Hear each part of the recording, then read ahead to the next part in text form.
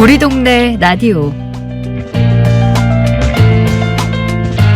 이 시간은 마을 미디어 활동가들이 서울 각 지역의 소식을 직접 전달합니다.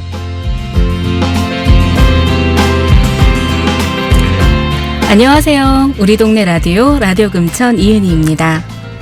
남들은 다 나를 보고 뚱뚱하다고 하는데 유일하게 한 분만 절더러 날씬하다고 합니다. 남들은 다 못생겼다고 하는데 우리 어머니만 예쁘다고 하죠. 객관성을 잃어버린 어머니의 말씀은 믿을 게 못돼서 평상시엔 그냥 흘려들을 때가 많습니다. 하지만 힘든 일이 있을 때, 마음의 상처를 받았을 때, 객관적이지도 않고 사실도 아닌 그 말 때문에 위안을 받기도 합니다. 영원한 내 편은 남들이 뭐라 해도 나만이 예쁘다고 생각하는 어머니 마음과 같은 거겠죠?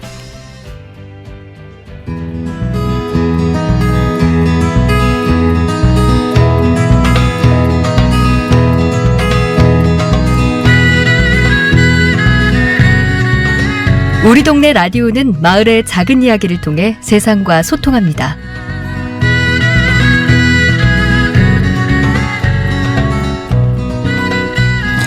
이제 최대 명절 추석이 얼마 남지 않았는데요. 오늘이 9월 3일.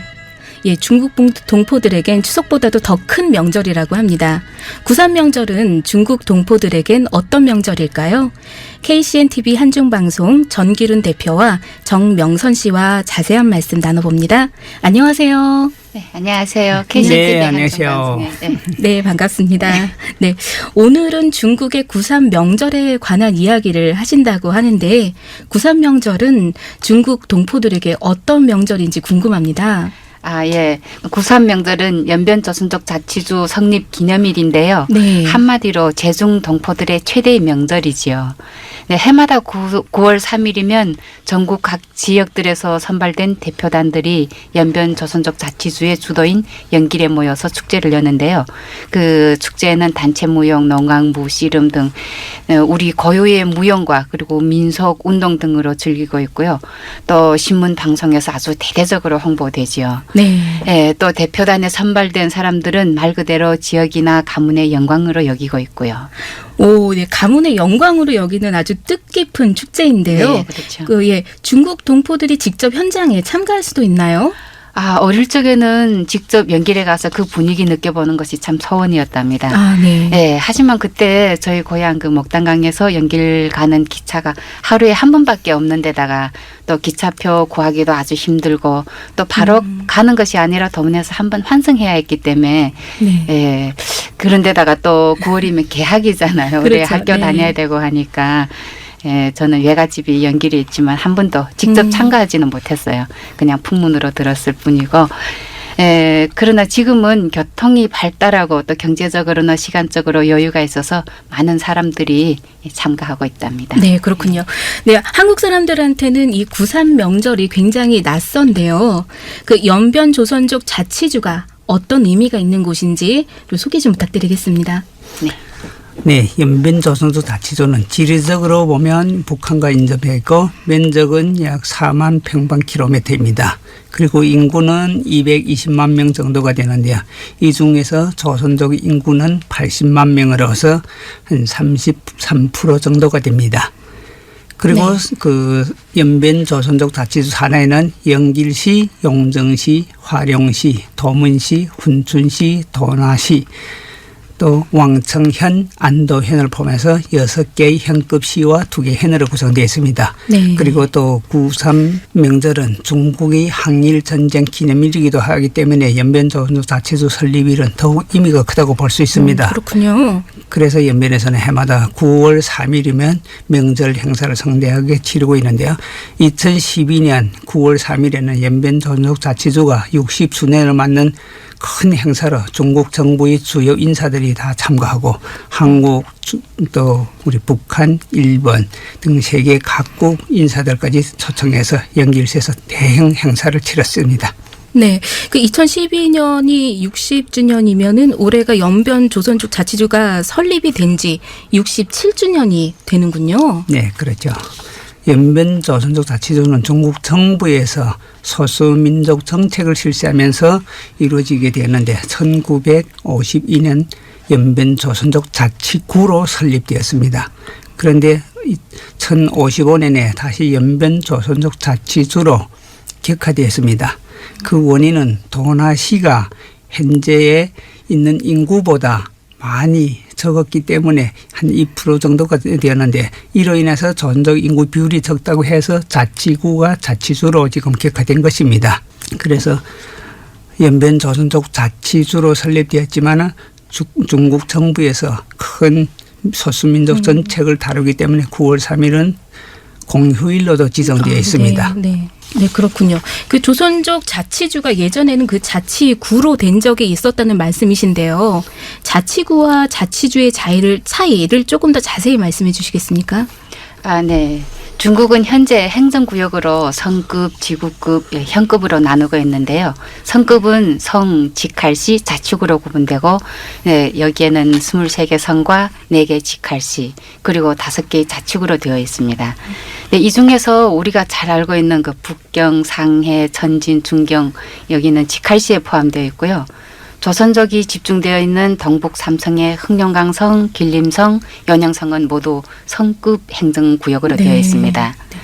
네, 그리고 지금 말하고자 하는 자치구의 그 신강위글 자치구, 내몽고 자치구, 광서 庄족 자치구, 서장 자치구, 영하 회적 자치구가 있는데 이 5개 자치구는 모두 소수민족 자치구로서 성급 자치구이지만 연변조선족 자치주는 이보다 한 급 낮은 지구급 자치주입니다. 다시 말하면 자치구는 중앙정부에서 직접 관리하지만 자치주는 성에서 관리할 수 있다고 보면 될 것 같습니다. 네. 그러면 연변이 자치구로 남아 있었으면은 그 중국 정부의 관심도 조금 더 받을 수가 있었을 텐데요. 그다음에 조선족은 중국 정부로부터 어떤 혜택을 지금 받고 있나요? 네, 저는 60년대생이어서 전에 일은 잘 모르기는 하지만 60, 70년대에 제일 어려운 시기에 중국 정부에서는 소수민족 정책을 펼치면서 조선족들에게는 쌀을 따로 배급해 줬습니다. 그리고 옛날에는 천이나 우리 솜 이런 걸 살 때, 식량을 살 때 표를 주고 샀는데 그 표 같은 것도 표제를 하는데 공급할 때 원 중국 사람들은 따로 안 줬습니다. 그런데 소수민족들한테는 더 주고 이렇게 했거든요. 네. 그리고 제일 중요한 게 지금 저는 감사하게 생각하는 부분이 한글 학교를 지어주고 또 한글 교육을 하게 해준 겁니다. 네. 특히 1977년도에 대학 입시 제도가 회복되면서 조선족은 한글로 우리 답을 작성하게 만들어줬습니다. 네네. 중국 정부에서 엄청 큰 혜택을 줬다고 생각하거든요. 이외에도 또 연변 조선족 자치주라고 하여 신분증에 한글 이름을 변기하고 그것도 한글이 위에 있습니다. 네. 이렇게 해줬는데 이런 것들은 아마도 중국 정부에서 소수민족 정책을 펼치면서 해준 거고 네. 또 특히 연변에 자주 가보신 분들은 느꼈을 건데요. 간판은 한글을 쓰지 않으면 아예 허가를 내주지 않습니다. 그렇군요. 이것이 이 조선족 자치주가 설립되면서 큰 혜택을 받았던 것입니다. 네. 그 중국 정부가 그 소수 민족에 대한 그 배려가 굉장히 인상이 깊습니다. 네. 9.3 기념 행사는 그 연변 조선족 자치주에서만 치러지는 행사인가요?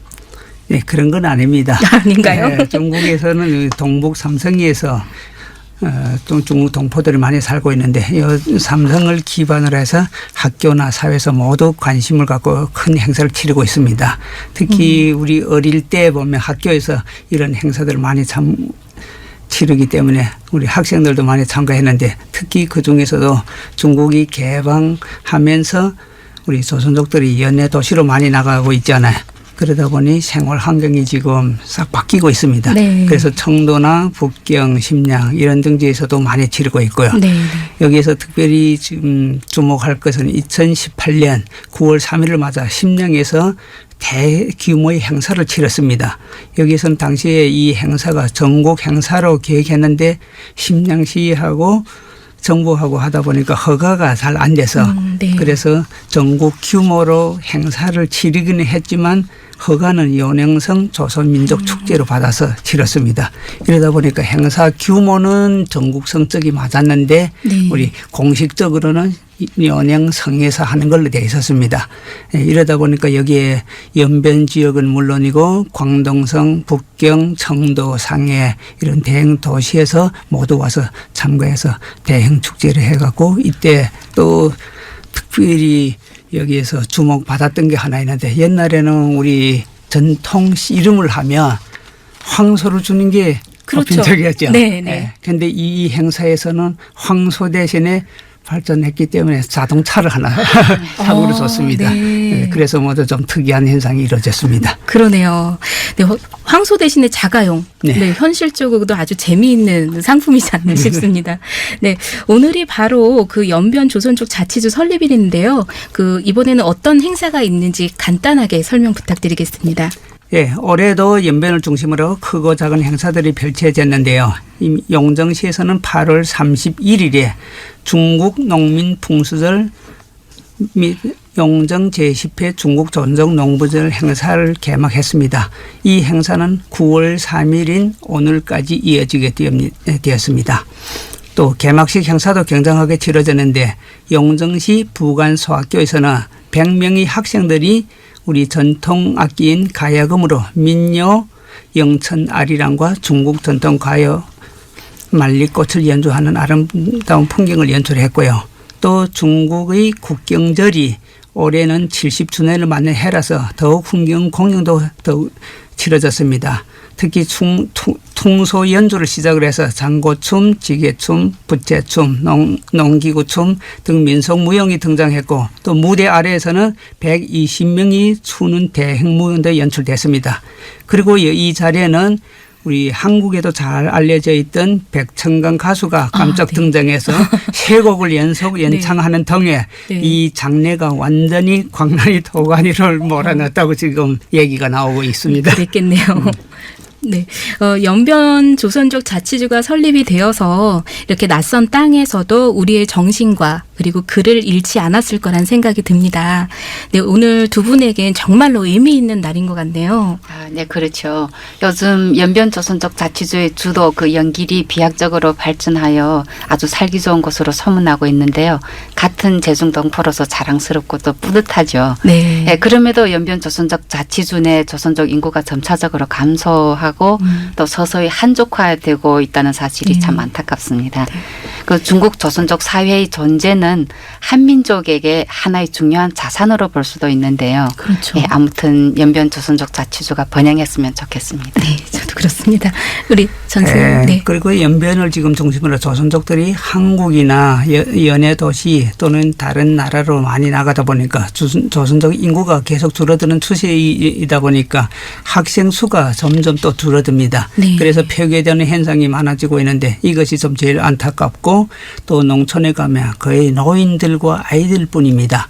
그러다 보니까 옛날의 고향을 지킨다는 말은 이제는 말 그대로 옛말이 됐고 그래서 현재 국내에 계시는 동포들이나 또 해외에 계시는 동포들이 중국에 가면 자기 고향을 한 번씩이라도 돌아보고 또 어르신들을 찾아보고 인사라도 나누는 이런 미풍이 좀 이루어졌으면 하는 바람입니다. 네, 알겠습니다.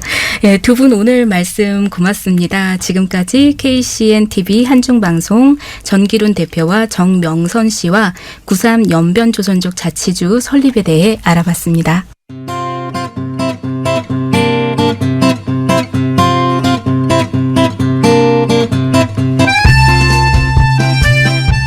(9.3) 연변 조선족 자치주 기념일. 우리에겐 낯선 명절이지만 중국 동포들에겐 큰 명절이네요. 중국이라는 낯선 땅에서도 자치주라는 한 공간에 함께 있었기에 우리의 말과 글을 잊지 않고 있었겠죠. 마침 오늘이 9월 3일인데요. 67주년 9.3 명절 다시 한번 축하드립니다. 우리 동네 라디오 오늘 순서 이만 마치겠습니다.